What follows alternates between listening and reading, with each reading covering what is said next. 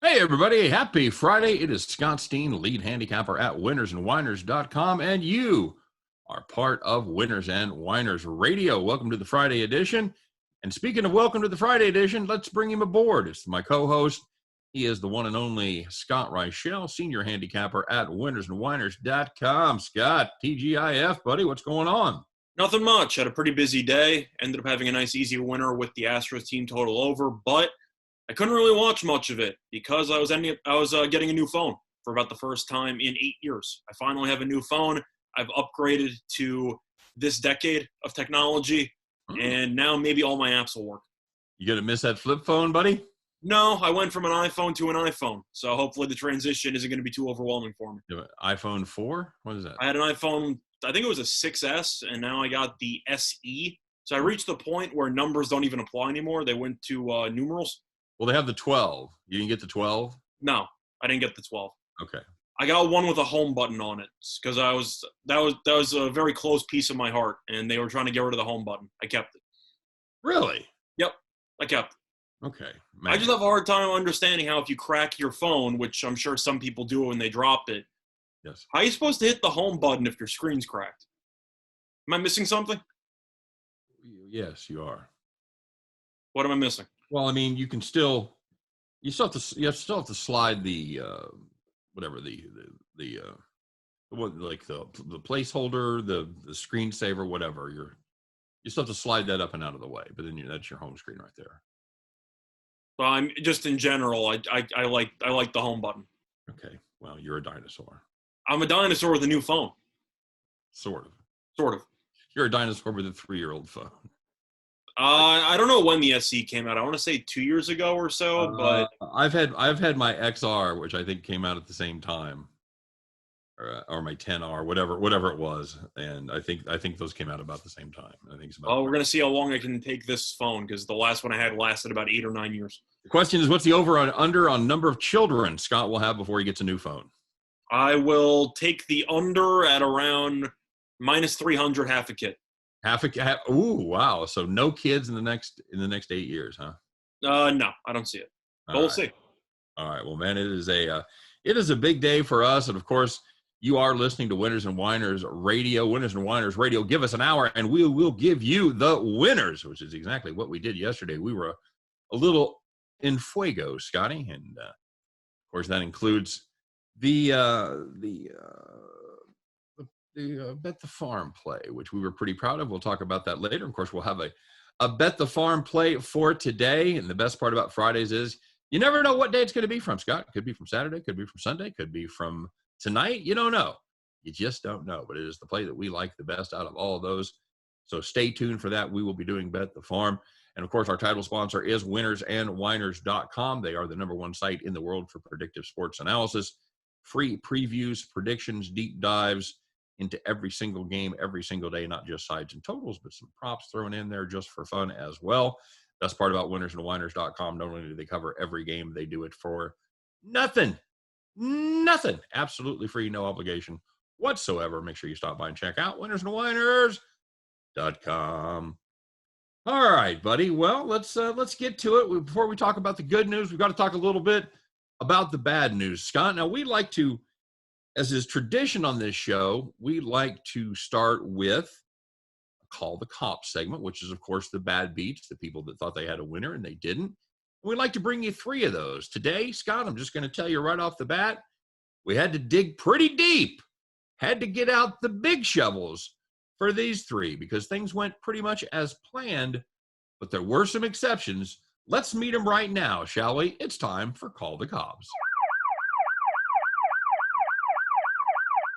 All right, Scott, fair enough. We're going to start off with it's not too much of a stretch here. We're going to start off in the major leagues. Perhaps you've heard of them. They play baseball there. The Orioles and the Blue Jays were getting it on there in the AL East.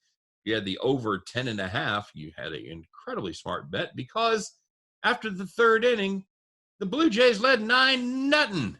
9-0, Scott. You just needed 2 more runs in 6 innings. Scott, refresh me. How many did we get? 0. 0 runs the Blue Jays put up in the last 6 innings, not to mention We weren't expecting much from Baltimore, and that's exactly what they delivered. They continue to suck. Blue Jays win 9-0 after leading after the third inning, 9-0. And if you had the over 10.5 in the Orioles Blue Jays game, absolutely, you should be on the phone already and call the cops. Now, our show likes to focus on everything. I'd say that we do a pretty good job of broadening people's horizons.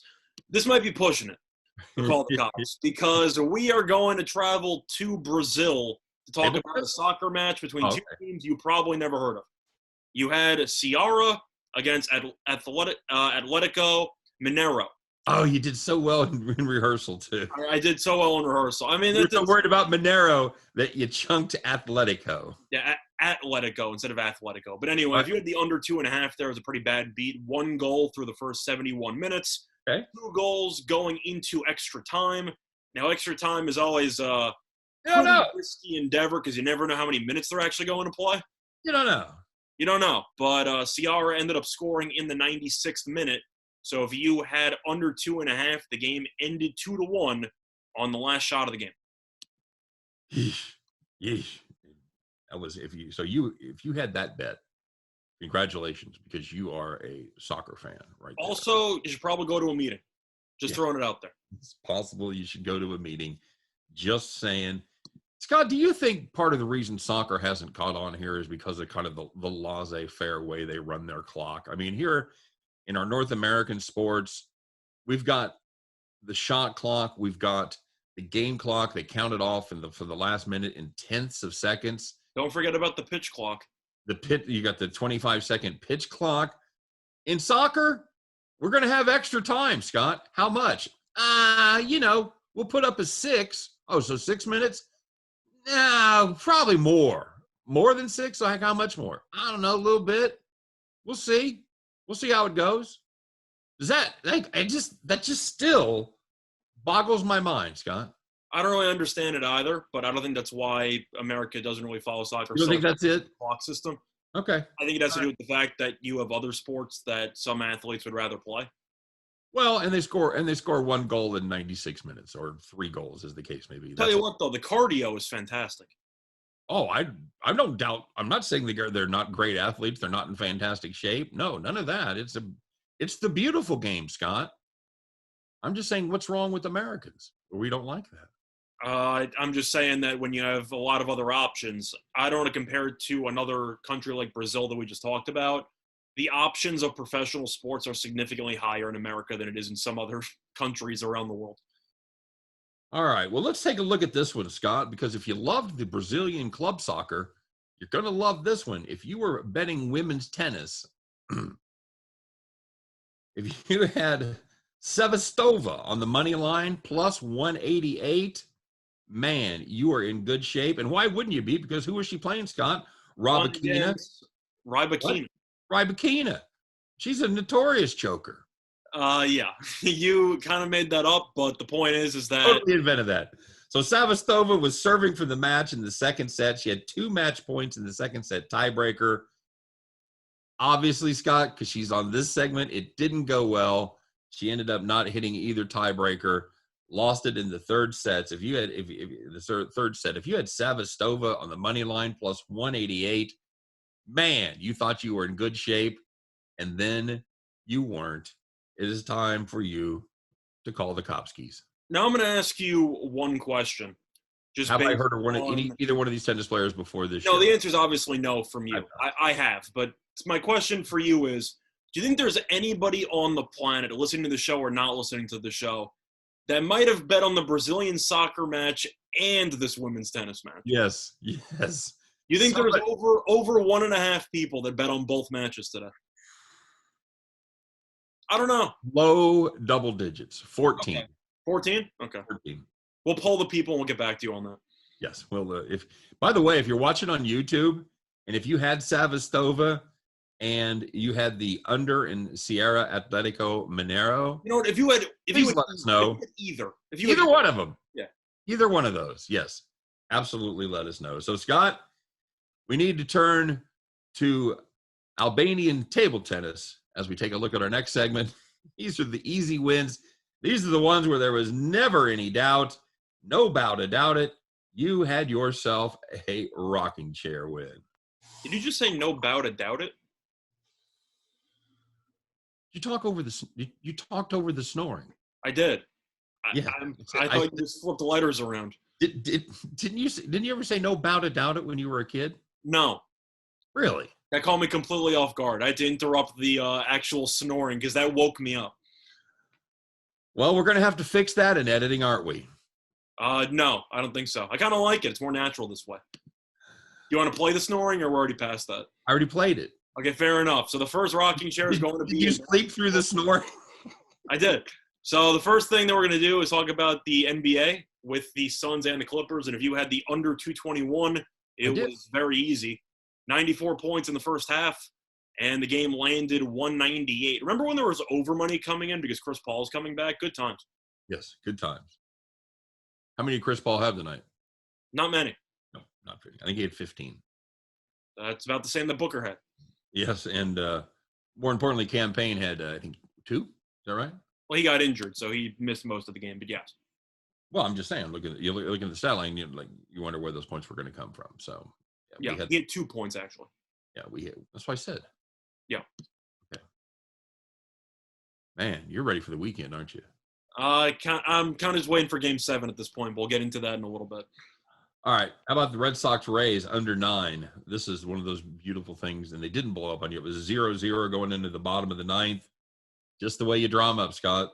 8.5 innings of scoreless ball. Rays walk it off in the bottom of the 9th. 1-0.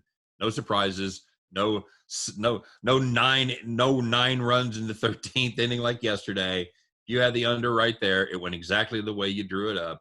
Congratulations. You had yourself the rockingest of rocking chair plays. And the last one was in baseball involving the Yankees. This was an afternoon game against the Kansas City Royals. And if you had the Yankees on the run line, you had a pretty easy winner. They led 4-0 in the 3rd inning, led 7-1 after the 6th inning, and ended up winning 8-1. Really just never in doubt. The Royals didn't have much for him. Bad Brad Keller, nothing. And well, of course, it didn't help. They start the game with Judge hitting a monster 266-foot home run. It went that far? I hate that stadium. Just a ridiculous, stupid stadium. Couldn't hate it more. Sorry. Yeah, because that was the only reason why you lost the game. It wasn't the other 6 runs you gave up in that spot. It knocked Brad Keller off his game. You can't blame Brad there. It was a more of a mental home run that he allowed as opposed to a physical. That's right. That's right. It was his confidence was shot after that. In any other stadium, we call that a fly ball to right. Can you remind me again why you call him Bad Brad Keller? Do you think it's because maybe it didn't have to do with the home run? Maybe he's just bad?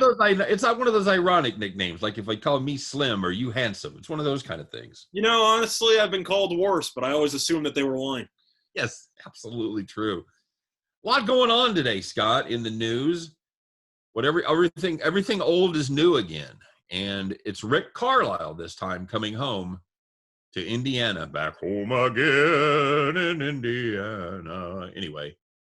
He said that he didn't want to overstay his welcome in Dallas, Scott. He said to have the front office turmoil and owner Mark Cuban, the ex-gambler, none of that had anything to do with his decision just to leave.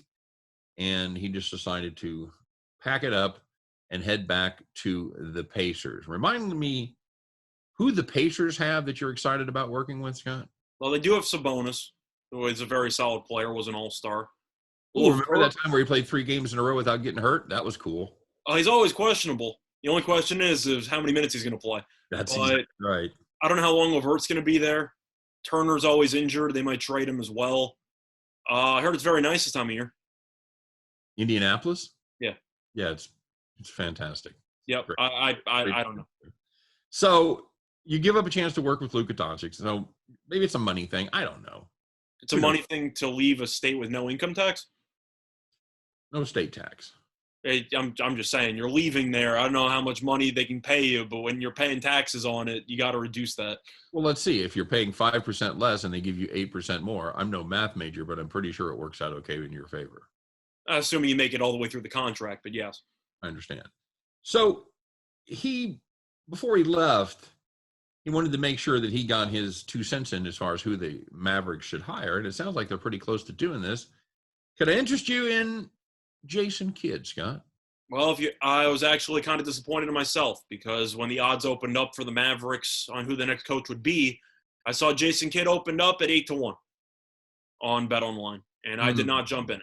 And now he is the pretty big favorite because it seems like it's almost signed, sealed, and delivered, but they're working on the paperwork as we speak. That's what it sounds like to me. Do they? I don't know. They just seem we can talk about whether or not it's a good hire. Once I heard Dirk was going to be involved in the actual process, you knew Jason Kidd had a leg up in the competition. Yeah. So I'm not surprised that he's going to get the job. Do I like Jason Kidd as a coach? He's fine.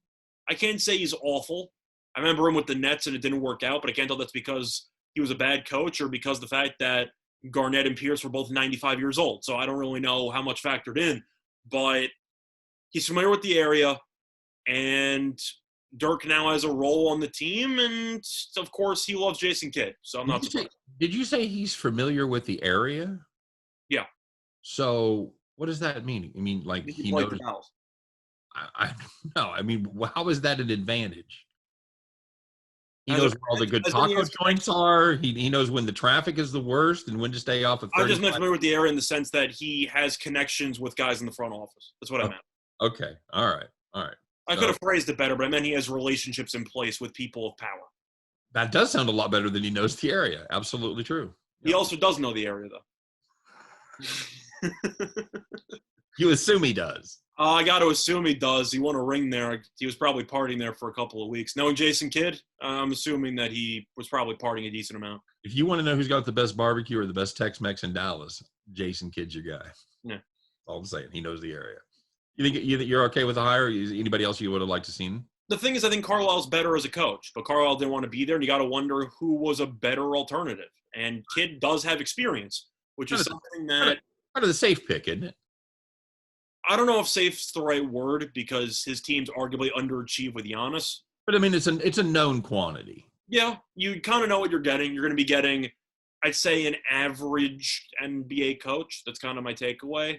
Yeah. I think if you could compare him to somebody that's a more interesting hire, did you think Terry Stotts would have been a better hire? Or maybe a Mike D'Antoni?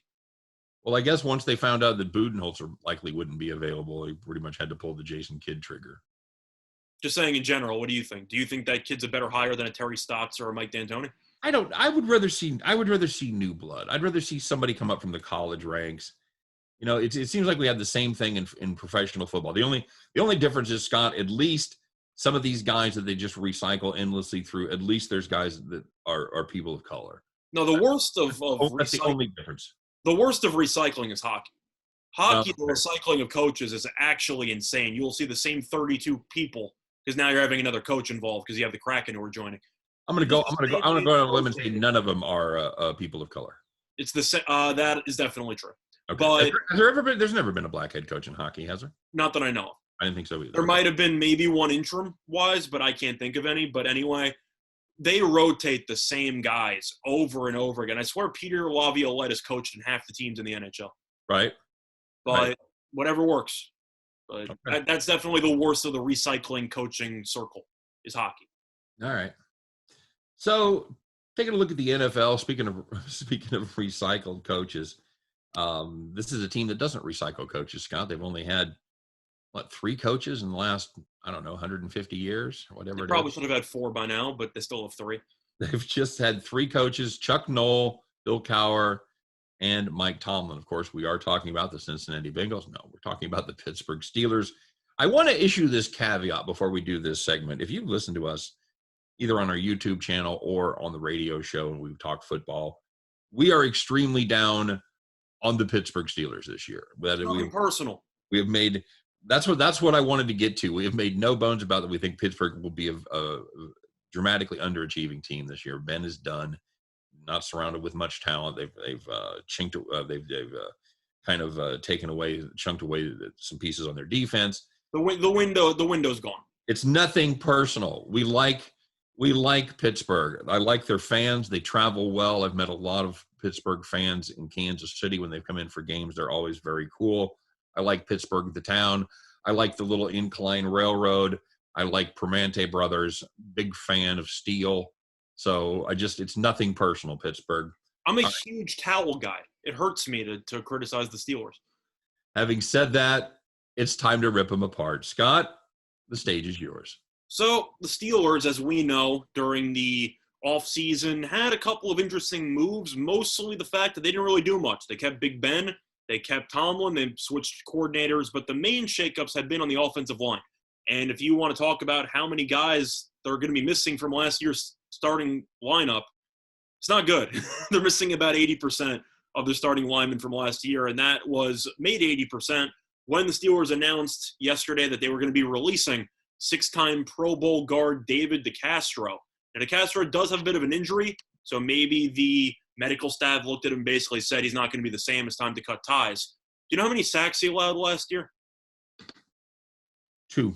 He allowed 2 sacks. So he's pretty good at his job. And you win 6, you make it to 6 Pro Bowl rosters are pretty good. But going through the actual former offensive linemen who are no longer there, you have Villanueva, who had 16 starts last year. He's gone.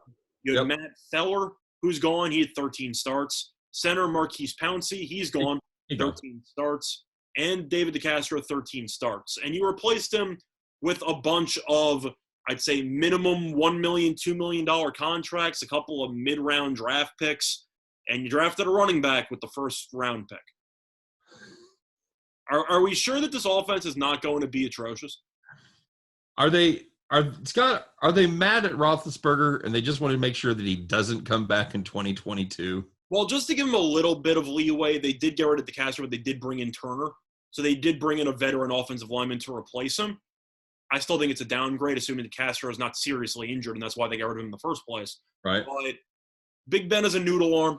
We've seen it. Last year was his lowest yards per attempt in his career. He can't stretch the ball. Now, I know that they're going to bring in a new coordinator in Canada, and they're going to hope that maybe he can revive his career.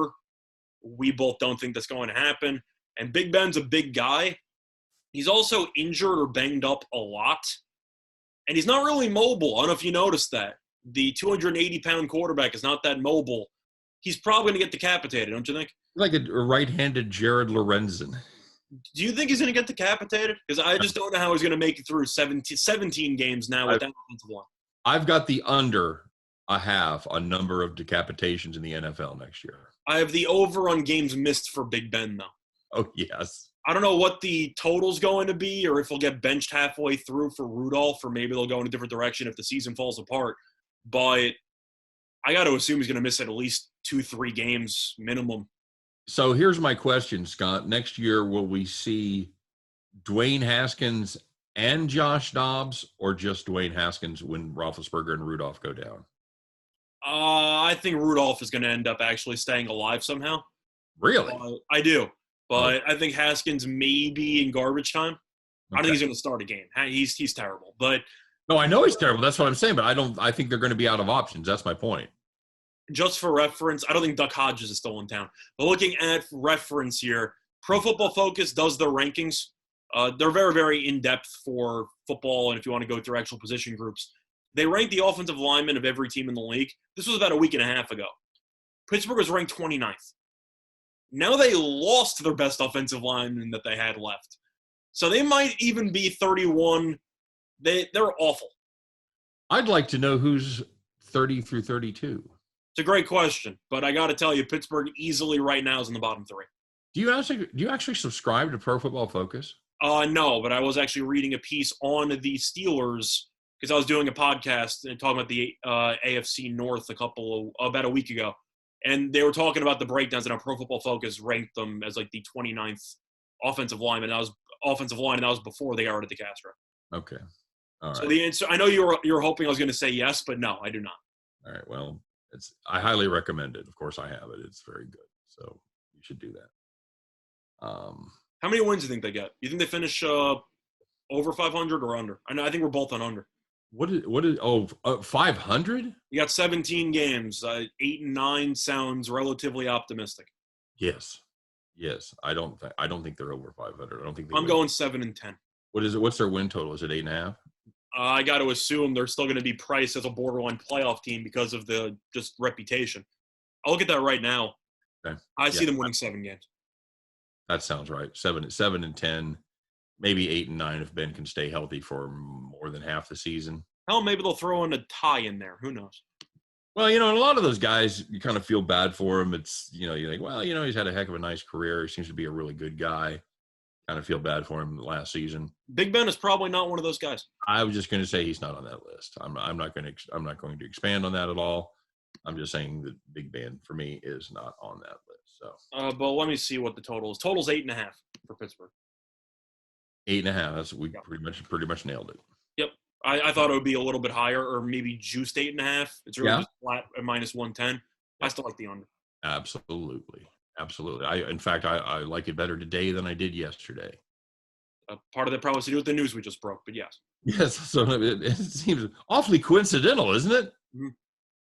All right, so Scott, before we go, can you tell me the one lineman that is still there from last year? Yep, right tackle, starter. I don't even recall. Zach Banner, Scott. Okay, I would not have guessed Zach Banner. Congratulations, he's hurt right now, by the way. Hate to see it. Do you think Big Ben could play offensive line once he gets benched?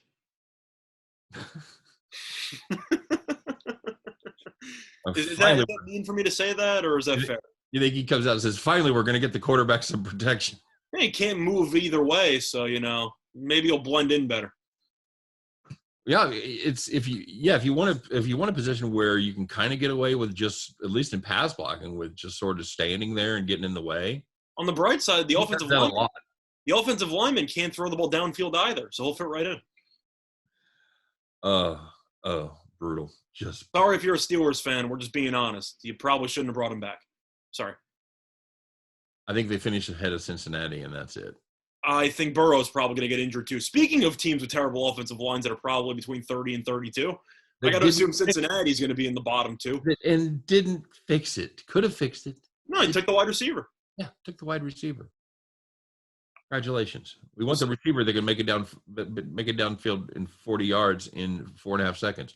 Why? He's not got 4.5 seconds to throw. Mm-hmm. Why would you care? I'm a big Jamar Chase guy, but you should have went after somebody.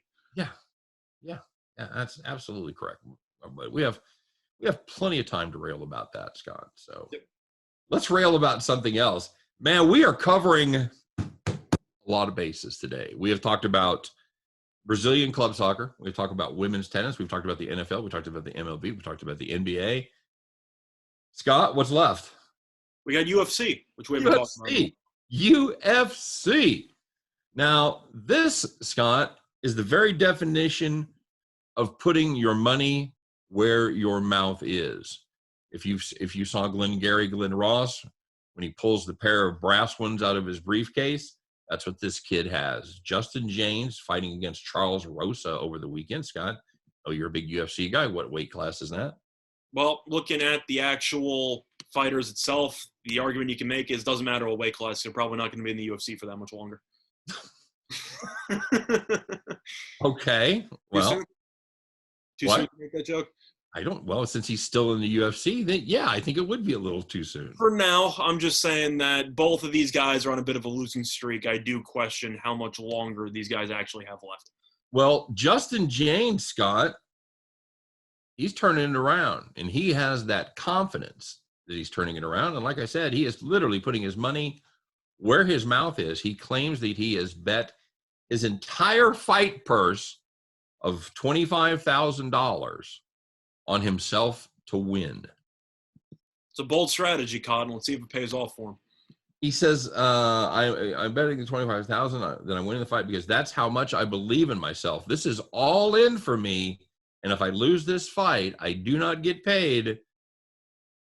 And my coaches do not get paid either. Hold the phone, Cotton.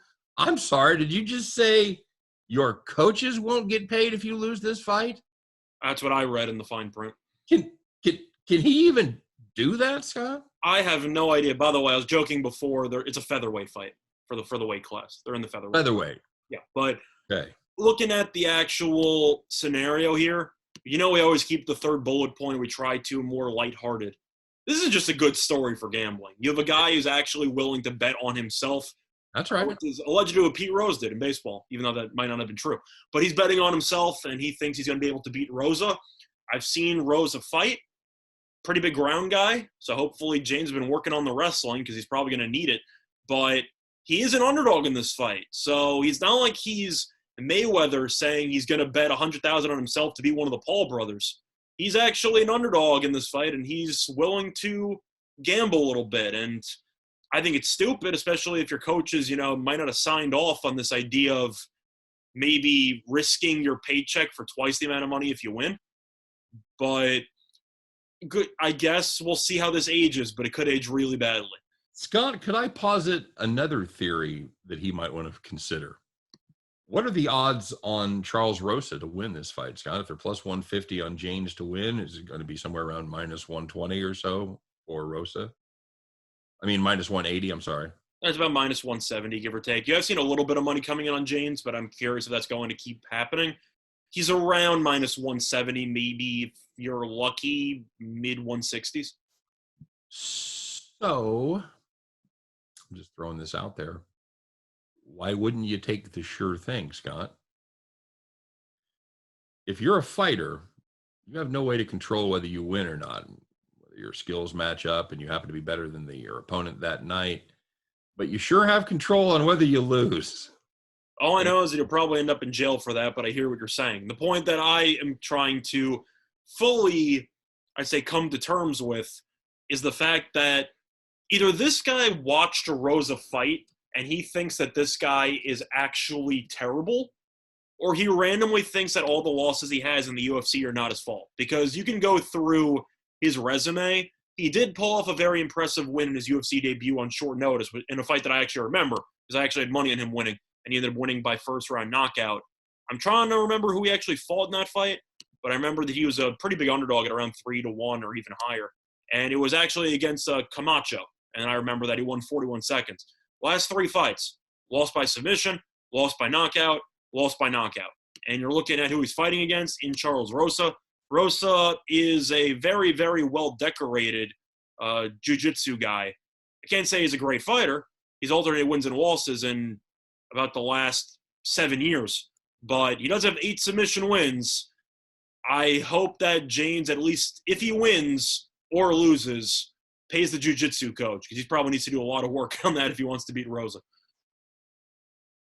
Man, that's just serious money right there. Now, let me ask you, should that be legal? To bet on yourself? It's not legal in any other sport?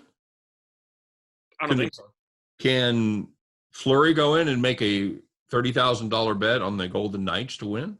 I got to assume Mickelson's done it a couple of times in golf on himself. Okay. I think you'd probably agree with that. Mickelson's been known to be a bit of a gambler. I've heard he got a little gamble in him. Got a little gamble in him. Yeah, yep. Absolutely. So is that right? Should that be legal, Scott? Because I think it should be. So what keeps you from tanking? What keeps you from taking the obvious play there? Getting caught, or maybe just pride. At the end of the day, this is a situation where a guy could either A, provide for his family, or B, look at the situation and say, I need extra motivation, or I need to prove it to myself and other people that I am serious about being a competitive fighter, and I'm willing to risk whatever it takes. And maybe that's a mental, I don't want to say psych out idea, but maybe he's just trying to motivate himself even more because whatever he's done lately has not been working. And if he loses this fight, not only will he be out $25K, he's probably going to get cut because you lose 4 in a row in the UFC. You're not staying around for that long. He'll be the toughest guy living in a refrigerator box right outside the east runway of McCarran, Scott. Either that or he has a hell of a day job. Maybe that's it. Maybe he's got a day job and this is just a side gig. Now, I'm not fully roasting James. I give props to a guy who's willing to actually put money up front instead of just saying, I'm going to beat this guy, blah, blah, blah, and he actually is willing to back it up. I just hope he actually is going to pull it off because if he loses, he is going to look like an absolute turkey in the spot. So just to touch on this briefly, how many times did they fight a year? 3 or 4 times? Best case scenario, I'd say 3. Okay. Most fighters, I'd say 2 because you usually get a 6-month max medical suspension. Okay. So how is anybody making money at this? for he's making 50 to 75 grand a year, and he's got to pay his entire staff plus expenses and everything. How is that possibly any kind of a money-making situation? some fighters also most fighters end up also getting a piece of I believe they get a piece of the sponsorships that the UFC gets. So the fighters might get X percentage, not a lot at all, but maybe they get a little bit. That's been an issue that a lot of people have been complaining about for the UFC, is the fact that the fighters don't get paid enough. And it got even worse over the last couple of years. I don't know if you remember this, but when the old title fights, back when they were in UFC, either single digits or in the low hundreds, you had a huge amount of sponsors all over the shorts of actual fighters. And Right. They don't exist anymore. They are all very, very, I'd say, clean, not cluttered shorts just from the UFC brand. I know they didn't look good with all these sponsors and all the random companies that had their name plastered there. Fighters made a lot of money that way. Why did they stop? UFC wanted to just control all of the sponsorships themselves. Well, the main thing I worry about, Scott, is making sure that Dana White gets paid. After he has made such little amounts of money earlier when he sold the UFC and for billions of dollars and then stayed on the payroll. I feel for that guy. I really do. Yeah, but anyway, to answer your question, of course, greed's going to rule at the end of the day, and that's why some of the fighters have not been getting paid enough for that long amount of time. But, good luck to James. I'll probably put a sprinkle on him just because I respect his, I don't know, stupidity or just his mentality, but we'll see what happens. You missed such a good chance to say chutzpah. I could have. I decided not to. Man, I really thought you were going to go with it. I'm a fan of his shtick. Is that better? It's too late. It's too late? Missed my window? Too late. All right. As a quick reminder, you are listening to Winners and Whiners Radio. Give us an hour, and we'll give you the winners, and that's what we're fitting to do right now. Scott, do you say fitting to do? No, but it's a good term. Okay. Yeah, that's what happens when I have kids. It's better than doubt about. No doubt, no about it. No about it. All right. So, Scott, pretty big news yesterday. If you follow the show and do what we tell you, sometimes you're mad at us, but sometimes we make you a fairly large piece of coin. And such was the case in the NHL yesterday, Scott, because when this series opened up, Las Vegas was a minus 450 favorite. What did we have to say about that, Scott? We kind of laughed about it because we thought it should be closer to around minus 250, give or take. A lot of value there. Yep. A lot of value on the Canadiens. Lo and behold, Scott, if you had the Canadiens at plus 380 or so, whenever you happen to get down on that after you listen to our words of wisdom, and you went, you know what? Those guys are goofy. But damn it, they have points. Damn it, they make some good points about the Canadiens and the Las Vegas Golden Knights. I think I'm going to put a sprinkle on the Canadiens at plus 380, and that's exactly what happened. Canadiens and 6, Scott. Didn't even go back to Vegas, baby. That was 12-1, I believe. 12-1 in 6? Yeah, in 6. For the Canadiens in 6, yep. Yeah. So congratulations. That was a good game. We might even talk about that one here a little bit later in the show. But and now, Scott, it all comes down to the next one. Are you ready? Yeah. I don't have a choice. I'm going to have to deal with it. It is going to be your Tampa Bay Lightning and our New York Islanders.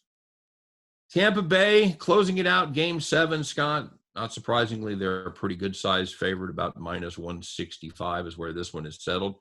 But there's actually been a little bit of Islander money coming in, Scott. It opened up about minus 173. Like I said, come down about 8 cents or so, depending on where you look. And the total, as it has been for every game so far, it is 5. So, Scott, Islanders have been outplayed in every game? I can't say outplayed in every game because game 1 I thought they looked really good, but they have definitely been on the ropes in almost every game. All right, fair enough. That's a diplomatic way to put it. We'll go with that. Do they have anything left in the tank for this one, Scott? The last time they took a little foray down to Florida, it didn't go well for them as they lost 8-0. So they could have gotten a lot better and still lose 3-0. Are they going to have the miracle finish, or is it just going to be Tampa Bay? Well, a decent reason why you have seen money on the Islanders because of the fact that Kucherov is most likely not going to play. because he ended up getting injured, I believe, 43 seconds into Game 6. And what was the official injury, Scott? What happened to him? They're claiming that it's some type of shoulder injury, but the truth is the NHL really does a pretty awful job specifying injuries. They follow the upper body, lower body philosophy. So I'm pretty sure it's a shoulder injury, but really just anything in the upper half. It should just show me where on the doll you hurt. Is that kind of what it is? I think it's around the shoulder, but the point is that him being out's a big deal because he did win an MVP a couple of years ago. He's one of the best players in the power play. Now, Braden Point's guaranteed to score in every game he plays in, but Kucherov, when he's missing, that's a brutal blow to the power play. Well, correct me if I'm wrong here, but he is their leading scorer in the playoffs. Is that correct? Who, Point? No, Kucherov. For points and assists, yes. For goals, it is Point. So, does that make enough of a difference? I think it helps if you want to talk about odds for the Islanders. Now, for the game itself, I think it's going to be a war. I don't think Tampa's going to run away with it. I think the Islanders are going to be right there. I kind of like the idea of this game going to overtime. I see a really, really close game where both goalies are going to play well. And I think Kucherov being out's big. Now, the Islanders, if you can stop Point from scoring one time, I'd really appreciate it because it just gets stupid when the same guy scores every game. But Stamkos hasn't had a great series. Tyler Johnson hasn't played much of a factor. Hedman's still very good. He's a defenseman, so I'm not going to criticize him for not scoring that much. But don't you feel like Tampa hasn't really gotten as many contributions as you thought that they would get from a variety of sources? Yeah, other than the 8-0 game, they've been a little quiet.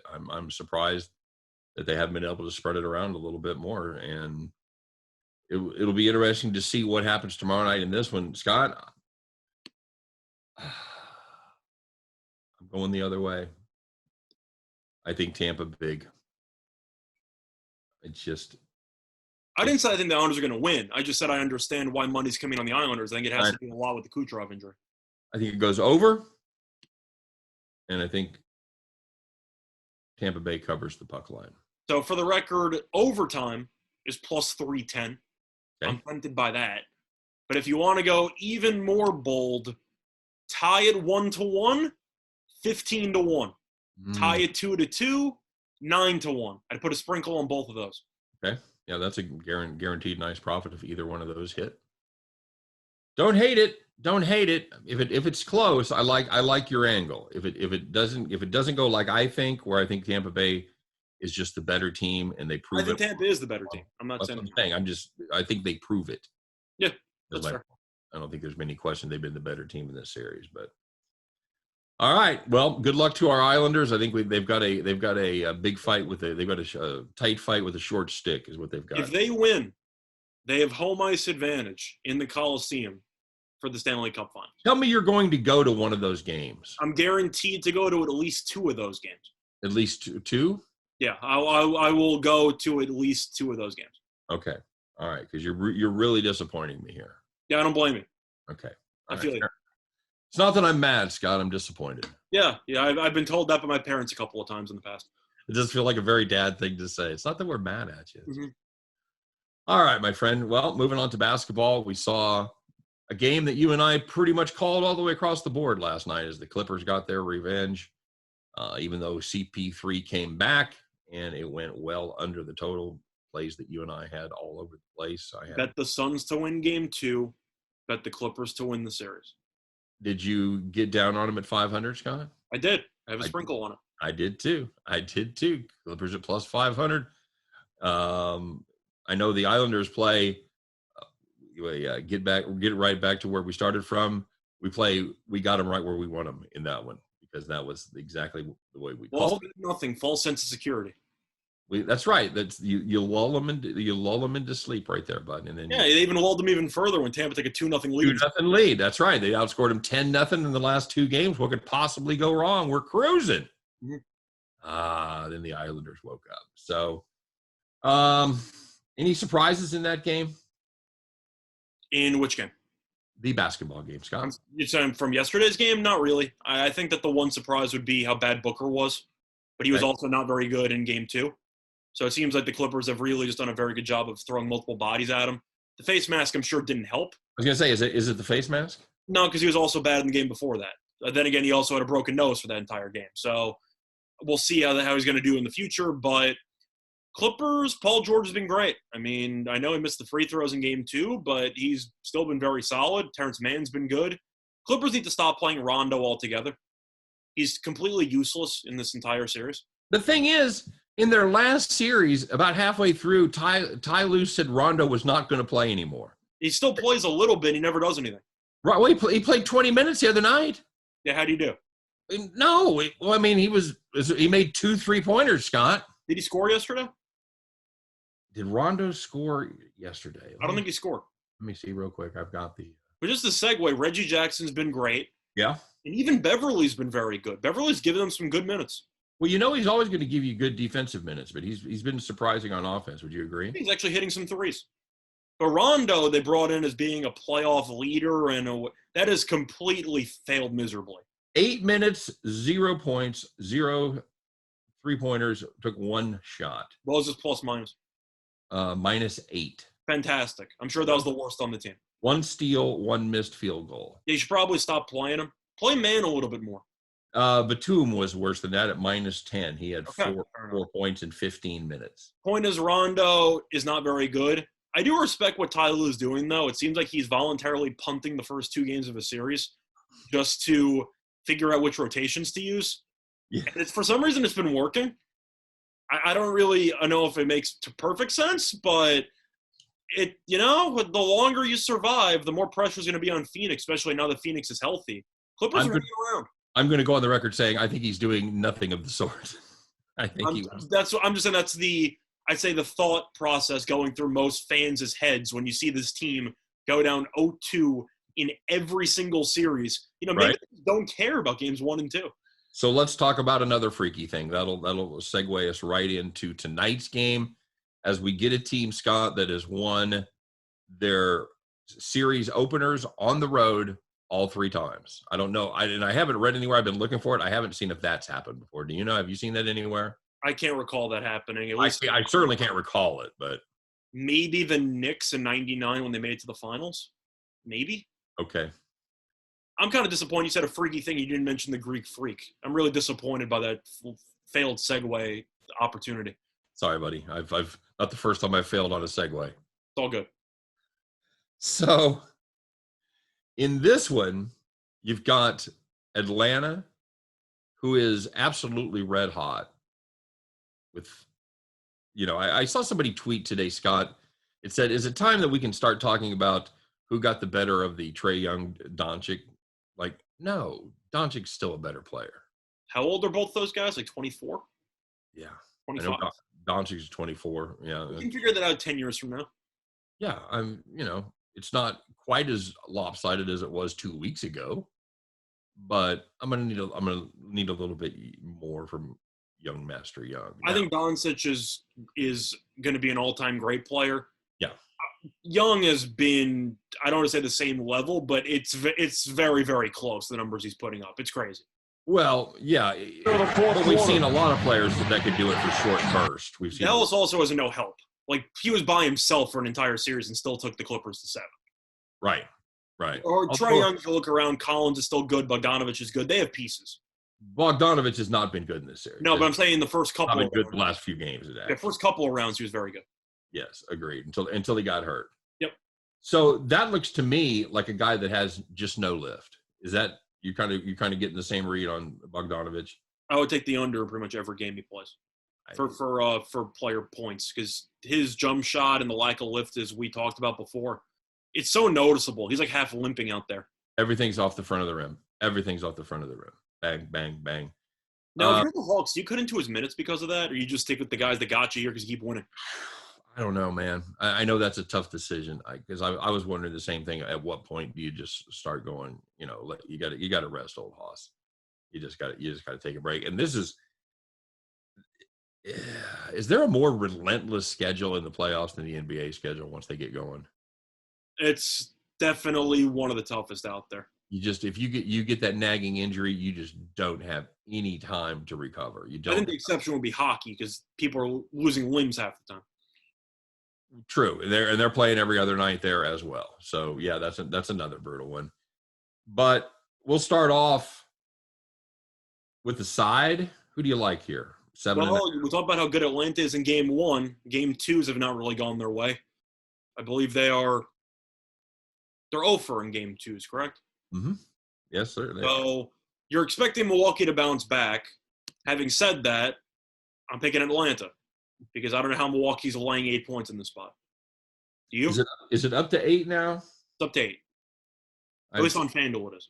I'd seen 7.5, but I hadn't seen 8. So now I get the idea. You expect Milwaukee to bounce back. They can't afford to go down 2-0, blah, blah, blah. Trae Young at 48, 11, and 7. Do they have anybody who can even stay in the same area code as this guy? Well, if they do, I wonder where they had him for the last game because they had nobody. Scott. Now, in reality, if you were Budenholzer, you should stop playing Lopez entirely because he has no purpose in this series when they're going to pick and roll him to death. The Nets did part of the same thing last series.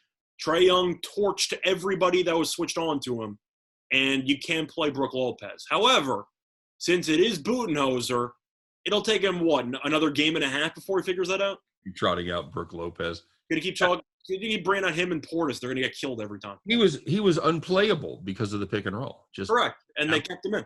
Yeah, just absolutely unplayable. So. I'm taking Atlanta plus the points. All right, very good. I've got a premium on there. What about the side, Scott? You mean the total? I mean the total. Sorry. I'm looking at the over. Okay. You look at now. Tell me why. Pace will be there. Atlanta's offense did look very, very sharp against Milwaukee's defense in the first game. And you want to talk about Milwaukee's offense? Holiday was good. Middleton was not. But Giannis did whatever he wanted. And I know Milwaukee's supporting cast, you're expecting to perform better, and they really haven't. You get a little bit more production out of this Milwaukee team.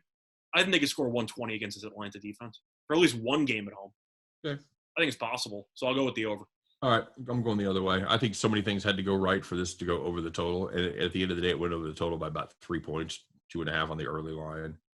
Trae Young had to score 48, by the way. That's 2 points less than his career high. And that's his playoff high, of course. Collins went for 33 went for 21. That was 5 points over his playoff average. And as far as the Bucks go, sure, Giannis had 34. That's kind of his thing. That's what he does. It's up about 34 points per game. But are you going to sit there and tell me that Drew Holiday is going to go for 33 again and Bobby Portis is going to go for 11? I think you're just hoping Middleton doesn't go. What did he go, like 5 for 23, 8 for 23? What he went, but he was awful. 15 points. He was terrible. Well, yeah, we've never seen Middleton have 2 bad games back to back. That doesn't happen. Why do you have to be good against the Nets for about 3 or 4 straight games? Sorry, buddy. Disappointing. Sorry, buddy. Yeah, I think this is a much better Hawks defense with Nate McMillan. I like the under. I have a stronger thought on the side than I do about the total. Okay, fair enough. All right, my friend. Well, we do have a little bit of baseball time left. Got time to throw in a couple of our favorites, if you will, Scott. And I'll let you go first.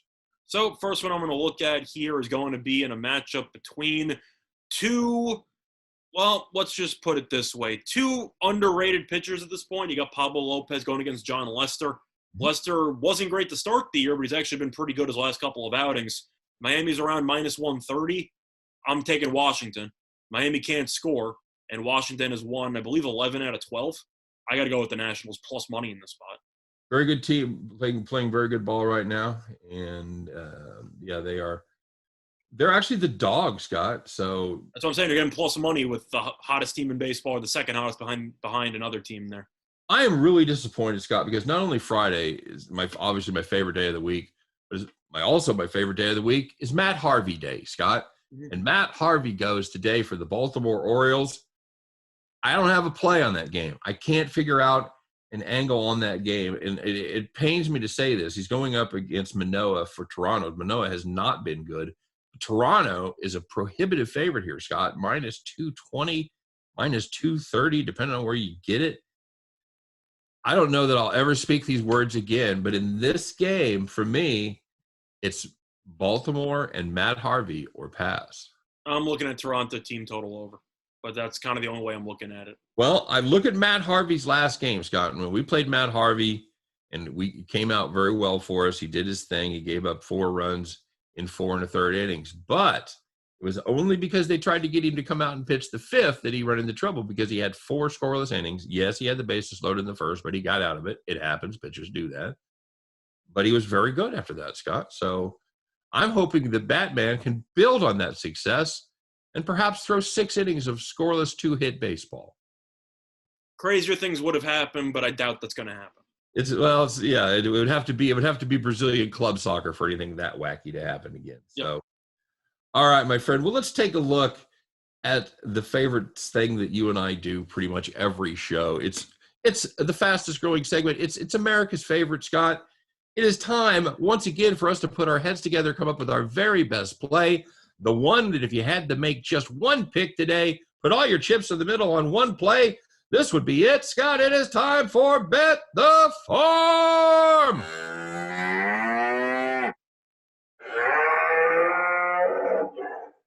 All right, Scott, if you remember yesterday, we had the Montreal Canadiens at plus 130. If you don't remember from about 15 minutes ago, Scott, how did that pick go? The Canadiens won in overtime. Beautiful.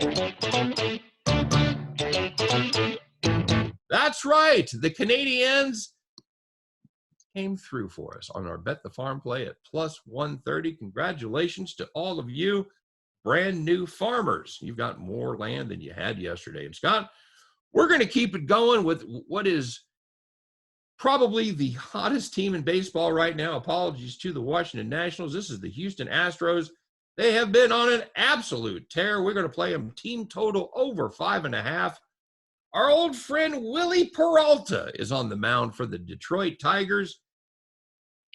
That's probably not going to go well, Scott. He's made just one start in the last 4 years, and it did not go well as he gave up 5 runs in 5 innings.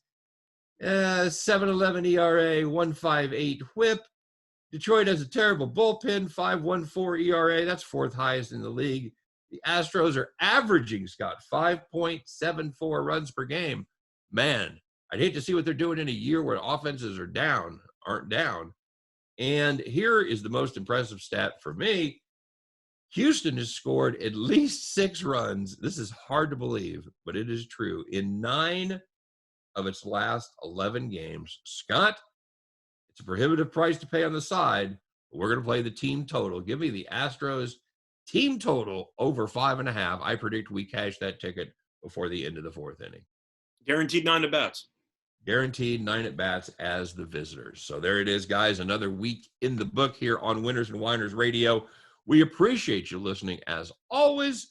We appreciate you watching on the YouTube. If you haven't checked out our YouTube channel, do get over there and check that out as well. Make sure you get subscribed.